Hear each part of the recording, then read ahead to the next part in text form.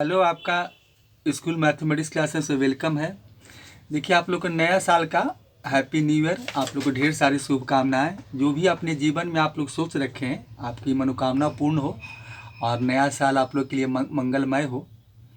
चलिए, तो यही हमारी हमारे तरफ से आप लोग के लिए यही शुभकामनाएं हैं 2025 का, मतलब नए साल का। देखिए, इसके पहले हम जो वीडियो बना रहे थे, जो आपका वेक्टर अलजेब्रा का था, देखिए इसके पहले हम 2 वीडियो और बनाए हैं। तो अभी जो बता रहे हैं सारे के सारे आपका जो बेसिक कंसेप्ट है, जो मतलब पढ़ना है, जो थ्योरेटिकल चीज़ पढ़ना है, जो थ्योरेटिकल बातें पढ़ना है, कि आपको वेक्टर जानने से बनाने से पहले जो क्वेश्चन हम लोग बनाएंगे, क्वेश्चन बनाने के पहले कुछ जो बेसिक टर्म है उसको देख लेते हैं। उसके बाद हम इसमें फिर क्वेश्चन करेंगे, ठीक है। देखिए, आज आपके सामने कुछ डिफिनेशन लिखे हैं। कल तो जो बताए थे, आपका जो पार्ट 1 पार्ट 2 करके मेरा वीडियो होगा, तो आप वहाँ देख सकते हैं। उसके बाद का देखिए फिर आगे बता रहे हैं, तो उसमें देखिए जो जो कुछ डिफिनेशन है, वो डिफिनेशन को हम पहले से लिख दिए। इसलिए पहले से लिख देते हैं कि जिससे कि टाइम का सेविंग हो जाए। नहीं तो लिखने में बहुत काफ़ी टाइम लगता है, क्योंकि स्मार्ट बोर्ड तो है नहीं कि तुरंत तुरंत हो जाएगा। और ऐसे भी खड़ा होकर लिखना आसान होता है, बैठ कर लिखना थोड़ा परेशानी होती है, क्योंकि इस तरह के बोर्ड पर। तो हम पहले देखिए आपका डेफिनेशन लिख दिए हैं। आप देखिए एक एक करके हम सबको एक्सप्लेन करते हैं। ठीक है। देखिए, सबसे पहले लिखे हैं आपका यूनिट वेक्टर। देखिए, यूनिट वेक्टर के नाम से ही आप समझते होंगे। देखिए, तो इसमें लिखे क्या है कि vector having magnitude is unit, मतलब 1 यूनिट, जिसका कि मैग्नीट्यूड 1 हो, तो उसी को हम लोग कहते हैं यूनिट वेक्टर। देखिए, यूनिट वेक्टर माने वेक्टर ए इक्वल टू क्या होता है, मॉड ए आप मल्टीप्लाई में डॉट। देखिए क्या है, यह आपका यूनिट वेक्टर का ही सिंबल है। देखिए, यूनिट वेक्टर का सिंबल यही होता है। कोई वेक्टर यूनिट वेक्टर होता है तो इसका सिंबल जो दिया गया, एक कैप पढ़ते हैं, यही एक कैप ही क्या होता है, यूनिट वेक्टर होता है। तो अगर वेक्टर के ए का मान लीजिए वेक्टर ए है, उसका मैग्नीट्यूड निकालेंगे, तो ये तो इसका मैग्नीट्यूड बताएगा। और ए कैप जो है, ये इसका डायरेक्शन को शो करता है। देखिए, हम जब निकालेंगे तो आपको बताएंगे कि कैसे इसमें होता है। तो ये आपका डायरेक्शन होता है, ये इसका मैग्नीट्यूड हो गया, ये डायरेक्शन हो गया। अगर ए कैप का आप यूनिट वेक्टर निकालना चाहते हैं, तो ये ए कैप इक्वल टू क्या होता है, vector A by divide by mod A, modulus आपका ए। तो ये फार्मूला का यूज करेंगे, क्योंकि जब हम न्यूमेरिकल्स बनाएंगे तो आपको कहीं हमको हाँ निकालना होता है कि आप यूनिट वेक्टर निकाल कर दिखाइए, तो हम लोग यही इसी फार्मूला का यूज करेंगे। तो यही हो गया यूनिट वेक्टर। देखिए, दूसरा क्या है, नेगेटिव वेक्टर। कहता है vector having same magnitude but opposite direction. जैसे कि मान लीजिए क्या बोला कि मैग्नीट्यूड सेम ही रहेगा, लेकिन डायरेक्शन जो होगा वो आपका अपोजिट रहेगा। जैसे अगर इफ यदि बोल लिख दिए है कि अगर ए बी वेक्टर ए है, तो इसका बी ए क्या हुआ, क्योंकि वेक्टर की क्वांटिटी हम जानते हैं कि डायरेक्शन जैसे ही चेंज हो जाता है, तो मेरा क्या उसका अपोजिट सेंस हो जाता है, मतलब B A equal to minus vector A हो जाएगा। देखिए, यहाँ इसमें थोड़ा सा ग्राफिकली रिप्रेजेंटेशन भी किया है कि अगर ए बी वेक्टर ए है, तो इसका डायरेक्शन देखिए, सॉरी डायरेक्शन इसका चेंज हो जाएगा। देखिए, इसका डायरेक्शन हम ठीक कर देते हैं। देखिए, इसका डायरेक्शन जो होगा, देखिए इसका डायरेक्शन क्या हो जाएगा, अपोजिट हो जाएगा। मैग्नीट्यूड वही है, डायरेक्शन क्या हो जाएगा, इसका अपोजिट हो जाएगा। डायरेक्शन आपका ये चलेगा, तो ये आपका माइनस ए हो गया। तो यही हो गया नेगेटिव वेक्टर। देखिए, जीरो और नल वेक्टर, देखिए आपको यहाँ पर लिखे हैं। दूसरा क्या है, देखिए तीसरा आपका कि दूसरा तो हो गया नेगेटिव वेक्टर। अब तीसरा देखिए क्या, जीरो और नल वेक्टर। देखिए क्या लिखे हैं कि vector having magnitude equal to zero होता है, इज कॉल्ड जीरो और नल वेक्टर, में जिसका मैग्नीट्यूड जीरो हो। The direction to a null vector is not defined. देखिए, इसका डायरेक्शन डिफाइन नहीं होता। इसका कारण क्या होता है कि जीरो वेक्टर का मतलब ये होता है कि इसमें इसका मैग्नीट्यूड जीरो है, तो इसका मतलब है कि कोई वेक्टर ए है तो इसका क्या होगा, अगर वेक्टर ए है तो इसमें तो मैग्नीट्यूड जीरो, तो लेंथ होगा नहीं। तो सिंपली क्या होगा, जो इसका इनिशियल पॉइंट होगा वही इसका टर्मिनल पॉइंट होगा। मान लें कि कोई वेक्टर ए है, मान लें कि हम इसको वेक्टर ए से रिप्रेजेंट कर दें। देखिए, इसमें क्या वेक्टर ए से एक कैपिटल ही ले लेते हैं, क्या वेक्टर ए से इसको रिप्रेजेंट करें, तो इसका इनिशियल और टर्मिनल पॉइंट एक ही पॉइंट पर लाई कर जाएगा। जब एक ही पॉइंट पर लाई कर जाएगा तो ए और बी रहेगा नहीं, ए ही हो जाएगा, मतलब ए और ए। इसी का मैग्नीट्यूड जो होता है वो जीरो होता है। तो मैग्नीट्यूड जब जीरो हो जाएगा तो क्या हो गया, वही देखिए लिखे कि मैग्नीट्यूड जीरो है, तब इसका, तो इसी को हम लोग बोलते हैं नल वेक्टर या जीरो वेक्टर कहते हैं। बस यही याद रखना है। देखिए को इनिशियल वेक्टर क्या होता है, मैं जिसमें देखिए लिखा है बहुत आसान है कि टू और more vector having same initial point होता है। देखिए इनिशियल पॉइंट सेम है, इससे दो वेक्टर, तीन वेक्टर और वेक्टर खींच सकते हैं। इसे मान लीजिए कि हमें इसे एक वेक्टर और खींच दे तो ये आपका वेक्टर सी हो जाएगा। तो दो और क्या है, दो और दो से ज़्यादा जिसका कि इनिशियल पॉइंट सेम हो, वैसे ही वेक्टर को हम लोग कोई इनिशियल वेक्टर कहते हैं। तो ये हो गया। देखिए इसके बाद आता है कोलिनियर वेक्टर, या इसको हम लोग पैरेलल वेक्टर कहते हैं। तो इसमें क्या लिखे है कि vectors are said to be collinear if their line of supported are parallel होता है। अब देखिए सपोर्टेड लाइन मान दो वेक्टर पैरेलल है, तो मान लेते हैं कि देखिए यही वेक्टर ए है और ये मेरा वेक्टर बी है, और ये डॉटेड लाइन जो होता है ना, यही इसका सपोर्टेड लाइन होता है। इसी को हम लोग सपोर्टेड लाइन कहते हैं। देखिए इसमें लिख भी सकते हैं कि जो आपका यहाँ पर जो लिखे हैं, देखिए लाइन सपोर्टेड और पैरेलल होता है। इसको लिखते हैं हम लोग कैसे, जैसे ये सपोर्टेड डॉटेड लाइन को देख रहे हैं तो इसी को लिखते हैं लाइन सपोर्टेड आर पैरेलल। लिख देते हैं लाइन सपोर्टेड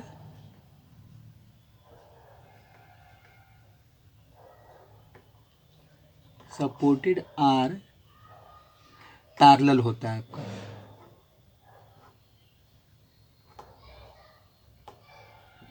पैरेलल होता है तो यही इसका सपोर्टेड लाइन होता है और यही पैरेलल होता है। देखिए इसमें सबसे आपका पैरेलल वेक्टर और कोलिनियर वेक्टर, मतलब वेक्टर पैरेलल होना चाहिए। अगर वेक्टर पैरेलल है तभी वो कोलिनियर भी होते हैं, पैरेलल भी होते हैं। अगर इसका देखिए आगे हम इसका यूज भी करेंगे, जब क्वेश्चन बनाएंगे तो इसका एक प्रॉपर्टी है वो यूज करेंगे कि इफ इसमें क्या है, ए और बी क्या है आपका वेक्टर है। देखिए लिखे है कि then A and B are said to be collinear vector है, तो B equal to lambda A होता है। देखिए तो लेमडा ए का मतलब क्या हुआ कि आपका वेक्टर बी और वेक्टर ए जो आप देख रहे हैं, तो इसमें होता क्या है आपका, देखिए कि अगर यहाँ पर देखिए क्या है कि ये बी वेक्टर है और यहाँ ए वेक्टर है, और इसमें से हम क्या कि इसके मैग्नीट्यूड में अगर देखा है तो अगर जो वेक्टर का ए का जो मैग्नीट्यूड होगा तो उसमें हम क्या करेंगे, एक स्केलर क्वांटिटी से मल्टीप्लाई कर देंगे तो दोनों वेक्टर आपस में क्या हो जाएंगे, इक्वल वेक्टर हो जाएंगे। अगर देखा जाए तो दोनों इक्वल में है तो इक्वल वेक्टर हो जाएगा। तो इसका मतलब दोनों का डायरेक्शन अपोजिट भी हो सकता है और सेम भी हो सकता है। पैरेलल में अपोजिट भी सेम दोनों रखा गया है। हाँ देखिए कौन सा, अब देखिए अगर मान लें पैरेलल वेक्टर नहीं है, देखिए अब मान लें कोई वेक्टर ऐसे खींच दें और एक वेक्टर हम ऐसे खींच दें और इसको बोल दें कि देखिए ये वेक्टर आपका ए है और ये वेक्टर जो है ये वेक्टर आपका बी है, तो ये दोनों वेक्टर आपका कोलिनियर नहीं होंगे। इसलिए कोलिनियर नहीं होंगे कि ये दोनों वेक्टर आपस में पैरेलल ही नहीं है, क्योंकि इसको जब आगे बढ़ाएंगे तो हो सकता है कहीं ना कहीं जाके इंटरसेक्ट कर जाए, और जब इंटरसेक्ट कर जाएगा तो ये वेक्टर, अब इसे मान ली इधर ही बढ़ा दे, इसे इस साइड बढ़ा दे, थोड़ा डॉट डॉट करके इधर बढ़ा दे, तो कहीं ना कहीं जाके क्या होगा, ये वेक्टर हो सकता है कि कहीं ना कहीं जाके इसको इंटरसेक्ट कर जाए। तो जब पैरेलल नहीं रहेंगे तो ये कोलिनियर वेक्टर हो ही नहीं सकता है। तो इसीलिए इसमें कहा गया है कि आपका देखिए लिखा है कि कोलिनियर और पैरेलल वेक्टर क्या होता है, vector are said to be collinear if their line are supported are parallel होता है। वही लाइन ऑफ सपोर्टेड यही देखिए होता है, तो यही आपस में पैरेलल होते हैं। तो ऐसे ही वेक्टर को हम लोग क्या बोलते हैं, कोलिनियर वेक्टर कहते हैं। ये देखिए 5 डेफिनेशन लिखे थे, उसके बाद कुछ और है डेफिनेशन में से, लाइक वेक्टर है, आपका फ्री वेक्टर है, अनलाइक वेक्टर है, कोप्लानर वेक्टर है, तो इस तरह से कुछ और वेक्टर है। तो उसका हम डेफिनेशन लिख लेंगे, उसके बाद फिर आपको हम उसमें एक्सप्लेन करके आपको समझा देंगे। ठीक है, चलिए तो इसको हटाते हैं, एक नया चीज़ देखते हैं। देखिए एक चीज़ और हम लोग को पढ़ना क्या है, इसमें कुछ टर्म है जो कि हम लोग इसको समझ लेते हैं। अब देखिए इसके बाद जो है आपको पढ़ना है multiplication of a vector by scalar. देखिए इसमें क्या थोड़ा सा लिख दिए हैं कि let a vector A be a vector है, मतलब let A be a vector and lambda is a scalar, मतलब लेमडा है जो आपका एंड लेमडा ए स्केलर है। अब देखिए ये दोनों का जब हम प्रोडक्ट निकालेंगे, प्रोडक्ट मतलब क्या कि वेक्टर, देखिए ए जो है वो वेक्टर है, तो वेक्टर को हम क्या करेंगे, जिसे मान लेते हैं कि इसका हम जब प्रोडक्ट लिखेंगे तो कैसे लिखेंगे, तो ये हो जाएगा लेमडा वेक्टर ए हो जाएगा। देखिए यही दोनों इसका प्रोडक्ट हो जाएगा। अगर इसी का हम लोग अगर मैग्नीट्यूड निकालना रहे तब मैग्नीट्यूड कैसे निकालेंगे? तो मैग्नीट्यूड निकालने के लिए क्या करेंगे? तो इसमें मैग्नीट्यूड निकालेंगे तो लेमडा ए कर देंगे, लेमडा हो जाएगा आपका वेक्टर ए हो जाएगा। इसको और कैसे लिख सकते हैं? तो इसको लिख सकते हैं कि लेमडा और वेक्टर का इसका अलग अलग मैग्नीट्यूड, यही होता है। देखिए तो इसका देखिए मतलब ये हो गया कि अगर इसको हम थोड़ा सा ज्योमेट्रिकली या ग्राफिकली समझने का कोशिश करें, देखिए तो इसमें यही ना होगा कि अगर जो मान लेते हैं कि ये कोई वेक्टर ए है, देखिए इसको थोड़ा ज्योमेट्रिकली समझते हैं हम लोग कि इसका मतलब क्या हुआ कि मान लेते हैं कि ये वेक्टर ए है, ठीक है। अब मान लेते हैं कि ये वेक्टर ए है, इसी वेक्टर में हम क्या है कि कोई स्केलर जो क्वांटिटी है इससे मल्टीप्लाई कर दे। मान लेते हैं कि हम इसी वेक्टर को हम लिखना चाहते हैं कि वेक्टर ये 2a हो जाएगा। तो इसका जो देखिए तो इसके मैग्नीट्यूड खाली क्या हो गया, अब इसका डायरेक्शन भी वही रहेगा, डायरेक्शन में कोई चेंजिंग नहीं आएगा, क्योंकि ये डायरेक्शन कब बदलता है, जब ये ए है तो -a आएगा तब -2a आता डायरेक्शन बदलेगा। कि खाली इसमें हम कर क्या रहे कि वेक्टर ए है, जो भी इसका मैग्नीट्यूड होगा उसका ये मैग्नीट्यूड का 2 टाइम्स हो जाएगा। तो मान लेते हैं कि हम 2 टाइम्स ये बना देते हैं कि जो वेक्टर ए था उसका मैग्नीट्यूड क्या हो गया, 2 टाइम्स हो गया।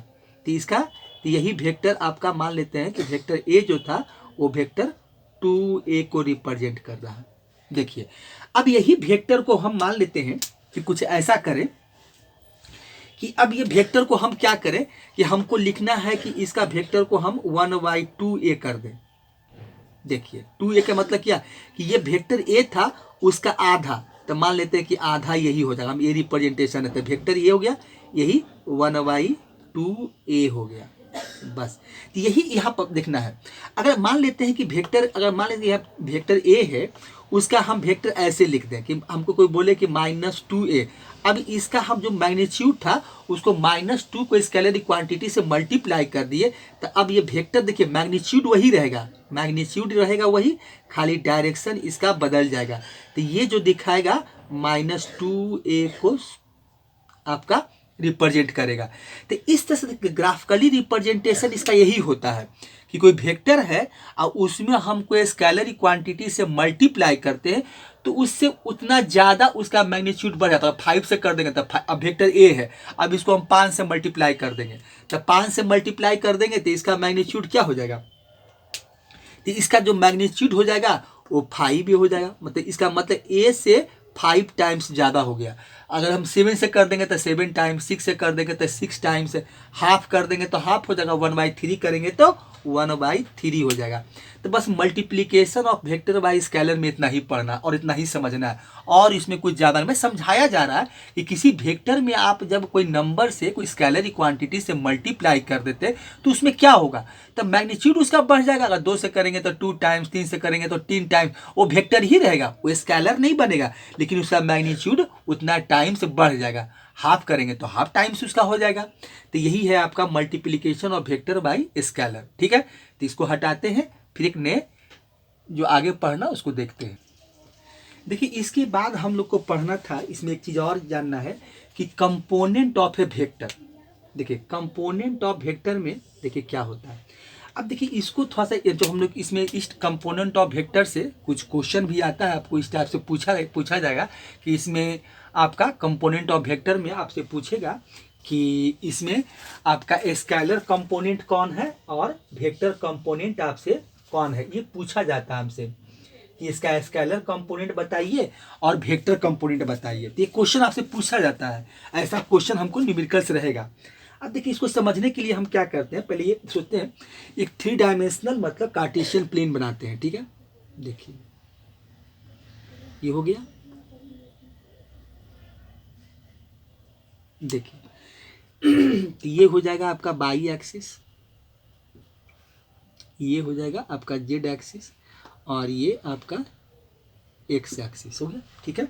देखिए ये मेरा क्या है, ओरिजिन है। तो यहाँ से हम अब क्या करते हैं, एक पोजीशन वेक्टर बना देते हैं, एक पी पॉइंट ले लेते हैं। तो ये आपका हो जाएगा पोजीशन वेक्टर हो जाएगा, इसका कोऑर्डिनेट एक्स, वाई और जेड। और यहाँ हम इसको ओपी जो है आपका आर वेक्टर है। तो अगर इस आर वेक्टर को हम लिखना चाहें देखिए, कि इसका हम अगर वेक्टर लिखना चाहें कि मेरा आर वेक्टर क्या होगा, हम इसमें डायरेक्शन के कुछ काम करेंगे। तो ये वेक्टर आर मेरा क्या हो जाएगा, देखिए ये वेक्टर आपका होगा एक्स आई कैप होगा, ये हो जाएगा मेरा आई कैप प्लस बाई जे, ये यूनिट वेक्टर है, ये जे कैप, अब प्लस हो जाएगा आपका, देखिए जेड कैप हो जाएगा। अब देखिए अब ये ओपी जो आपका पोजीशन जो है, ओपी वेक्टर जो आपका पोजीशन वेक्टर आर है, और इसको हम इस वेक्टर के फॉर्म में लिख दिए। देखिए तो यहाँ से क्या पता चला कि अगर ये एक्स आई है तो ये जो आपका हो जाएगा, देखिए क्या होगा।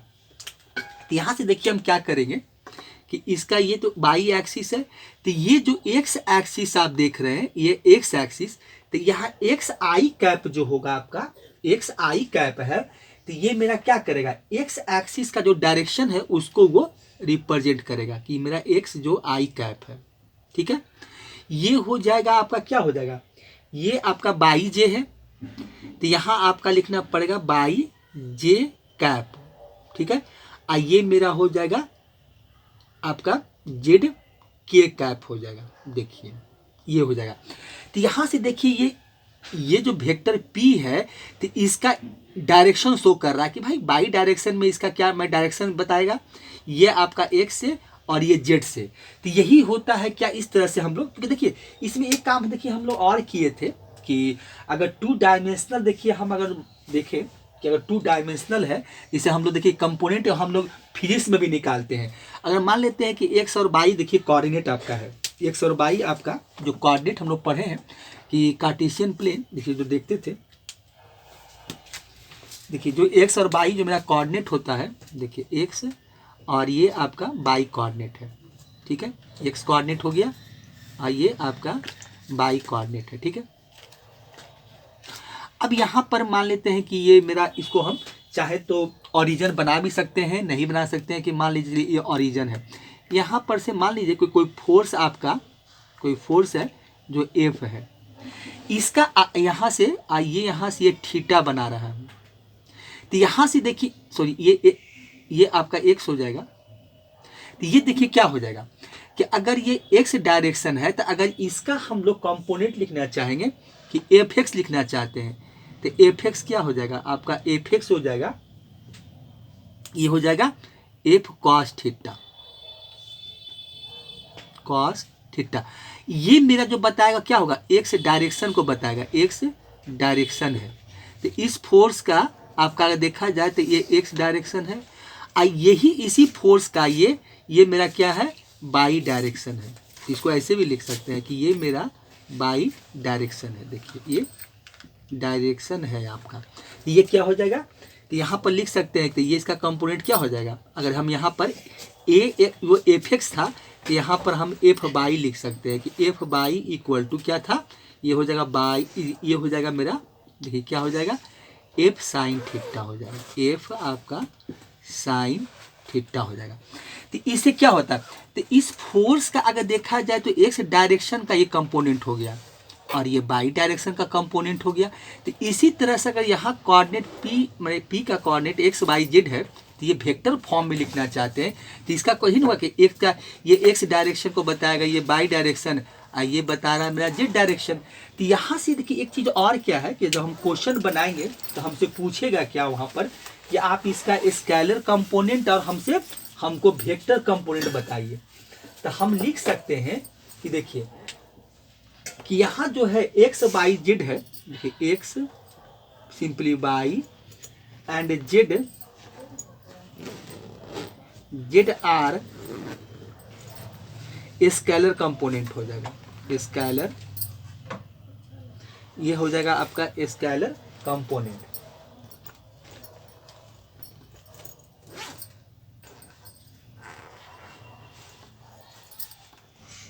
ये हो गया स्केलर कंपोनेंट हो गया।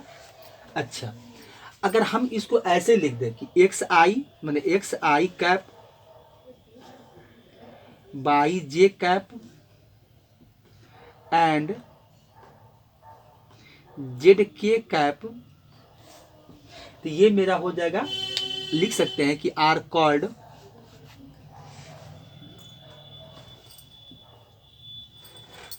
वेक्टर कंपोनेंट, ये मेरा हो जाएगा वेक्टर कंपोनेंट।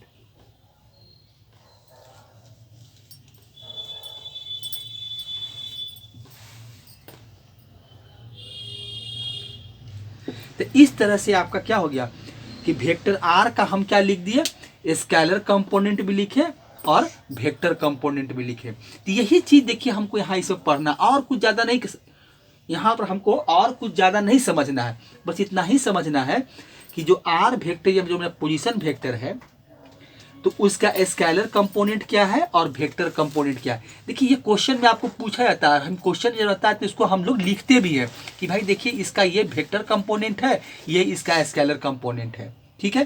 तो कंपोनेंट और वेक्टर में इतना ही समझना है बस, और ज़्यादा बेसिक चीज़ है वही समझना है। ज़्यादा फिर क्वेश्चन बनाएंगे तो वहाँ इससे ज़्यादा आपको जो आपका जो कंसेप्ट है वो क्लियर हो जाएगा, ठीक है। इसको हटाते हैं। देखिए इसके बाद जो है आपका वेक्टर ज्वाइनिंग इन 2 पॉइंट। अब देखिए एक थोड़ा सा इसमें थोड़ा जानना जरूरी है कि इसको भी देख लेते हैं कि हम लोग दो वेक्टर को कैसे ज्वाइन करते हैं। 2 पॉइंट है उसके बीच में हम एक वेक्टर ज्वाइन करके और उसका हम लोग तो उसका मैग्नीट्यूड कैसे निकालते हैं, या उसका उस वेक्टर का माने कि हम लोग कैसे वैल्यू निकाल कर सॉल्व करते हैं। देखिए तो इसमें हम लोग देखिए सबसे पहले ये करते हैं कि वेक्टर ज्वाइनिंग इन 2 पॉइंट है, तो इसके लिए सबसे पहले हम लोग कार्टेशियन प्लेन बना लेते हैं, ठीक है। देखिए कार्टेशियन प्लेन एक्स वाई जो जेड आपका एक्सिस है, पहले उसको हम लोग ड्रॉ कर लेते हैं। तो ये देखिए आपका बाई एक्सिस हो जाएगा, देखिए हमेशा यही लेके चलेंगे हम लोग, ये जेड हो जाएगा आपका और ये एक्स हो जाएगा, ठीक है। ये मेरा ऑरिजिन हो गया, ये आपका हो गया अगर देखा जाए तो ये आपका आई कैप है जो डायरेक्शन शो करेगा, ये मेरा है जे कैप और ये हो जाएगा आपका के कैप, सो जेड का ये हो जाएगा आपका के कैप हो जाएगा, ठीक है। चलिए अब इसमें बोला है कि 2 पॉइंट है, तो हम यहाँ क्या करते हैं कि 2 पॉइंट ले लेते हैं। मान लेते हैं कि यहाँ पर एक पॉइंट, इसको हम क्या करते हैं कि P2 ले लेते हैं कि NCERT में P2 ही लिया गया था, इसे A भी ले सकते थे लेकिन चलिए P1 P2 लेते हैं, उससे कोई फ़र्क नहीं पड़ता है, पॉइंट आप कुछ भी ले लें। ये P2 है, ये P1 है। अब देखिए इसको हम लोग क्या करते हैं कि वही बोला कि ज्वाइन कर लेते हैं। 2 पॉइंट क्या है, वेक्टर ज्वाइनिंग इन 2 पॉइंट, तो ठीक है इसको हम ज्वाइन कर लेते हैं। हमने पॉइंट को यहाँ पर हम लोग इसको मिला देते हैं। देखिए यही 2 पॉइंट था, इसको हम लोग ज्वाइन कर देते हैं। देखिए ये पॉइंट है आपका, इसको हम लोग इस तरह से देखिए ज्वाइन कर लेते हैं, ठीक है। तो ये हो गया आपका P2 पॉइंट है और ये आपका P1 पॉइंट है। अब देखिए इसको यही आपका वेक्टर है। अब देखिए इसको हम लोग क्या करते हैं, ओरिजिन से ज्वाइन कर इसको मिला देते हैं, क्योंकि इसका हम लोग P1 P2 निकालना चाहते हैं, तो इसको हम लोग ओरिजिन से जोड़ देते हैं, उन्हें ज्वाइन कर लेते हैं। देखिए ये ज्वाइन कर दिए। देखिए तो अब यहाँ पर देखा जाए तो OP1 और OP2 आपका क्या हो गया, पोजीशन वेक्टर हो गया। देखिए पहले ही बोले थे कि जैसे ही ओरिजिन से किसी वेक्टर को हम ज्वाइन करते हैं, मतलब किसी पॉइंट को ज्वाइन कर देते हैं स्पेस में या प्लेन में कहीं भी, तो ये क्या हो जाता है, तो ये आपका ये पोजीशन वेक्टर हो जाता है, ठीक है। तो पोजीशन वेक्टर हो गया। अब इसका हम कोऑर्डिनेट लिख लेते हैं। तो इसका देखिए कोऑर्डिनेट आपका है, देखिए इसका कोऑर्डिनेट है आपका P1 का कोऑर्डिनेट को हम लिख देते हैं कि ये x1 है, कॉमा ये कॉमा हो गया, ये आपका y1 हो गया और ये आपका z1 हो गया। इसका कोऑर्डिनेट लिख देते हैं, ये आपका x2 हो गया, ये y2 हो जाएगा और ये z2 हो जाएगा। तो ये इसका हम लोग कोऑर्डिनेट लिख दिए। अब देखिए यहाँ पर इसको, अब इसको हमको निकालना है, हम P1 P2 निकालना चाहते हैं। तो P1 P2 निकालना चाहते हैं तो इसमें देखिए हम लोग ट्रायंगल लॉ भी अप्लाई कर सकते हैं। ट्रायंगल लॉ जो पढ़े थे तो यहाँ पर हम OP2 का अगर हम अकॉर्डिंग टू ट्रायंगल लॉ से लगाए, जो एडिशनल लॉ वेक्टर पढ़े थे, तो इसको हम ट्रायंगल लॉ से देखिए यहाँ पर भी ऐसे कर देते हैं। यहाँ पर देखिए हम यहाँ पर इस तरह से वेक्टर का, अब यहाँ पर वेक्टर का हम इसको वेक्टर बना देते हैं। ये हो गया और ये आपका ये हो जाएगा, ठीक है। चलिए तो अगर यहाँ से हम OP2 निकालना चाहते हैं तो हम कैसे निकाल सकते हैं, ट्रायंगल लॉ का यूज कर रहे हैं। देखिए तो OP2 इक्वल टू आप क्या लिखेंगे, तो इसमें हम लोग क्या लिखेंगे, OP2 इक्वल टू OP1 लिखेंगे। देखिए OP2 यही आपका OP2 है, तो OP1 हो जाएगा। अब प्लस हो जाएगा आपका, क्या हो जाएगा, ये हो जाएगा आपको P1 और ये हो जाएगा P2। देखिए अब अगर जो हम P1 P2 का वैल्यू निकालना चाहते हैं तो क्या मिलेगा, तो P1 को उठाकर इधर ले आते हैं, तो ये हो जाएगा आपका OP2 माइनस O, यहाँ से हो जाएगा P1 इक्वल टू क्या मिलेगा हमको, P1 P2। यही देखिए हो गया। तो हम यहाँ से लिख सकते हैं कि P1 P2 इक्वल टू क्या मिलेगा हमको, चलिए यहाँ से हमको मिलेगा आपका OP2 हो जाएगा P1 P2 माइनस OP1। अब देखिए यहाँ से इसका हम वैल्यू बैठा था। अब ये दोनों जो कोऑर्डिनेट लिए हैं, अब इसको वेक्टर फॉर्म में वेक्टर लिख देते हैं। तो OP2 का क्या है, x2/2 z2 है, तो यहाँ पर लिख देते हैं x2 आपका हो जाएगा I कैप, फिर हो जाएगा प्लस आपका बाई 2 j कैप हो जाएगा, प्लस ये हो जाएगा आपका z2 हो जाएगा k कैप, हो गया ठीक है। अब फिर माइनस हो जाएगा आपका, क्या हो जाएगा, x1 I cap plus y1 j cap. अब प्लस हो जाएगा, देखिए यहाँ पर जगह नहीं है तो यहाँ पर ले देते हैं, आपका हो जाएगा जो z1 हो जाएगा z1 k कैप हो जाएगा, ठीक है। चलिए k कैप लिखे हैं, तो यहाँ पर थोड़ा सा इसको हटा के फिर से ले लेते हैं, ये आपका है z1 k cap, bracket close कर दीजिए। अब यहाँ से हम क्या करेंगे, अब यहाँ से इसका हम वैल्यू निकालना चाहते हैं, तो यहाँ देखिए जब ब्रैकेट खोलेंगे तो तीनों का तीनों माइनस हो जाएगा, क्योंकि इसके आगे माइनस लगा हुआ है। तो यहाँ से क्या मिलेगा, तो मिलेगा x2 माइनस x1, ये मिलेगा। यहाँ से x1 ब्रैकेट को ओपन करेंगे तो माइनस हो जाएगा, फिर क्या होगा आपका I कैप, फिर प्लस है, प्लस दे दीजिए, फिर यहाँ से बाई 2 मिलेगा और यहाँ से बाई 1 मिलेगा, ये हो जाएगा आपको बाई 2 माइनस बाई 1 हो जाएगा, ठीक है। बाई 2 माइनस ये बाई 1, ठीक है। और ये हो जाएगा आपका j कैप हो जाएगा, अब प्लस हो जाएगा z2 माइनस z1, क्योंकि ब्रैकेट ओपन करेगा सब माइनस हो जाएगा, तो ये हो जाएगा z2 माइनस z1 हो जाएगा, z2 है ये, और ये हो जाएगा आपका k कैप, देखिए k कैप हो जाएगा। यहाँ पर थोड़ा सा फिर से देखिए, यहाँ पर यहाँ x यहाँ लिख देते हैं, तो ये हो जाएगा आपका k कैप हो जाएगा। अब देखिए यहाँ से ये मिला, कितना बराबर मिला हमको, P1 P2 बराबर मिला, वेक्टर P1 P2 बराबर।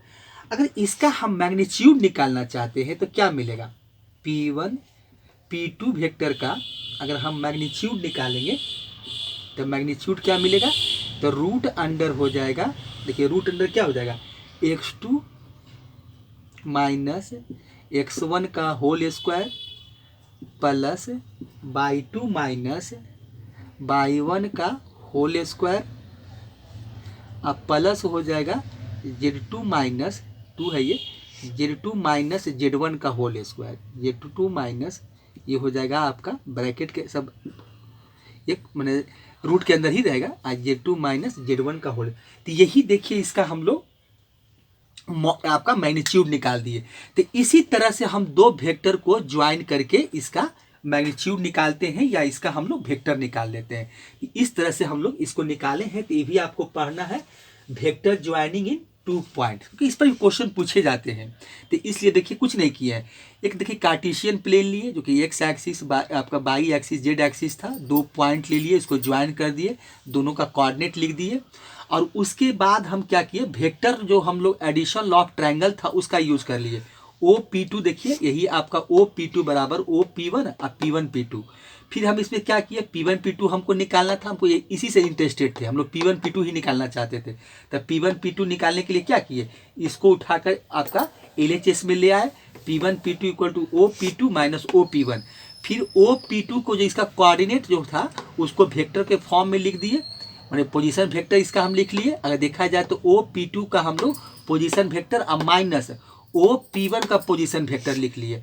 अब वेक्टर लिखकर क्या किए, उसके बाद फिर सॉल्व कर दिए, मतलब ब्रैकेट को ओपन करेंगे, ये तीनों का तीनों माइनस हो जाएगा। उसके बाद यहाँ से लिख दिए x2 minus x1 I cap by 2 minus by two minus by one J cap और Z2 माइनस Z1 के कैप। अब फिर इसका हम लोग मैग्नीट्यूड निकाल दिए। तो यही आपको इसमें देखिए एनसीईआरटी में ये भी दिया हुआ है, ये भी आपको पढ़ना है। ये सब टर्म को जानना जरूरी है, क्योंकि क्वेश्चन बनाएंगे हम तो आपको ये सब बहुत हेल्पफुल हो जाएगा। ठीक है, तो इस तरह से हम लोग वेक्टर ज्वाइनिंग इन 2 पॉइंट, ठीक है, तो इसको हटाते हैं और फिर देखते हैं आगे।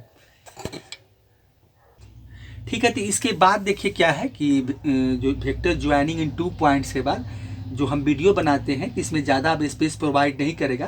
तो इसके आगे जो हम बताएंगे अब वो पार्ट आपका ये पार्ट 3 होगा, पार्ट 4 में चला जाएगा।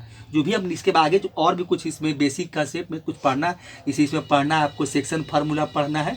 तो सबसे पहले हम लोग सेक्शन फार्मूला देख लेंगे। सेक्शन फार्मूला के बाद और भी कुछ देख लेंगे, कुछ और अगर कुछ छोटा मोटा टॉपिक्स होगा तो देख लेंगे। अब कुछ डिफिनेशन और लिखना है, जैसे कि आपका फ्री वेक्टर क्या है, लोकलाइज वेक्टर क्या है, भाई ये सब तो कुछ टर्म है तो उसको भी लिख ले।